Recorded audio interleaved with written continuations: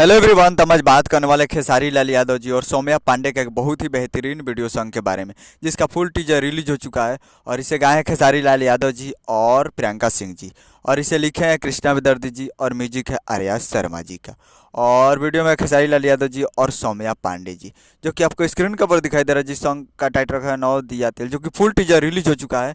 और इस वीडियो में है खेसारी लाल यादव जी और सौम्या पांडे जी। और ये फुल वीडियो सॉन्ग कल सुबह में रिलीज किया जाएगा 13 तारीख को सुबह 6:30 पे। फुल वीडियो सॉन्ग के लिए तैयार रहिएगा। फुल वीडियो सॉन्ग कल सुबह में 6:30 पे। और फुल टीजर रिलीज हो चुका है, तब अभी तक आप नहीं देखे हैं तो जाइए और टीजर देखिए जी म्यूजिक भोजपुरी यूट्यूब चैनल पे। और फुल वीडियो सॉन्ग कल सुबह में 6:30 पे 13 तारीख को रिलीज होगा, तो जी म्यूजिक भोजपुरी यूट्यूब चैनल पे उसे भी देखिएगा। तो उम्मीद कर रहा हूँ कि वीडियो अच्छा लगा होगा, तो चैनल को सब्सक्राइब करके बेल आइकन प्रेस करिए, तो कैसे खेसारी लाल यादव जी के लेटेस्ट न्यूज लाते रहे। तो जाइए और जाकर टीजर देखिए जी म्यूजिक पे।